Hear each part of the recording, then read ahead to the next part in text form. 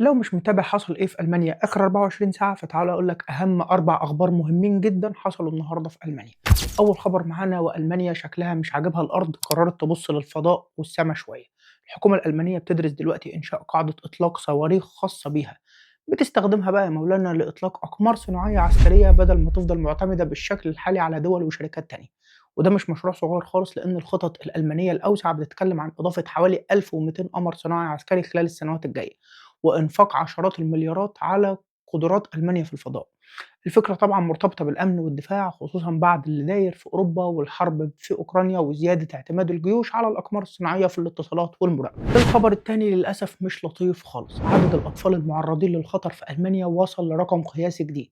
مكتب الإحصاء الألماني أعلنت إن مكاتب اليوجند أمت خلال سنة 2025 حوالي 79,800 حالة مؤكدة فيها أطفال معرضة للخطر، والرقم زاد حوالي 10% في سنة واحدة، وصل لأعلى مستوى من وقت ما ألمانيا بدأت تسجل الإحصائيات دي بالشكل ده.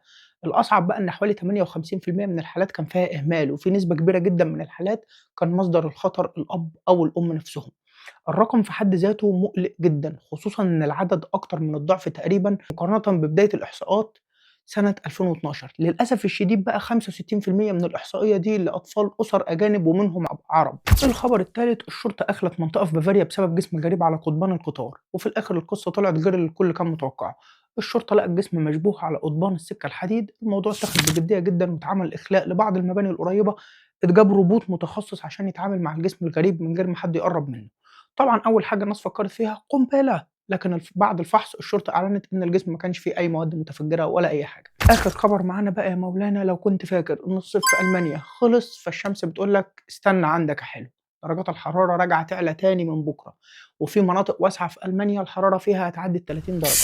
أجزاء من بايرن هتوصل ل34 و35. برلين وبراندنبورغ كمان متوقع عندهم درجات حرارة توصل ل33 و34.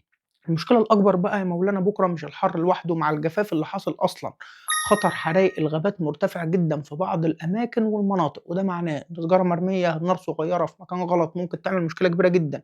لو رايح غابة مكان طبيعي الأيام دي بلاش شواية في مكان ممنوع، بلاش نار، بلاش ترمي سيجارة وتقول ما هي كده مطفية. ألمانيا السنة دي حرفيًا ناقصها شرارة بس.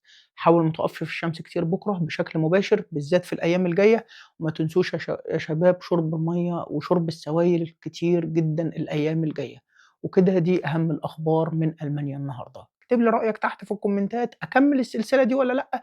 وهل شايف في خبر مهم فعلًا يتاخد في الحسبان غير طبعًا خبر الأطفال والنسبة بتاعتهم اللي فيها نسبة أطفال عرب من أسر عرب وأسر أجانب؟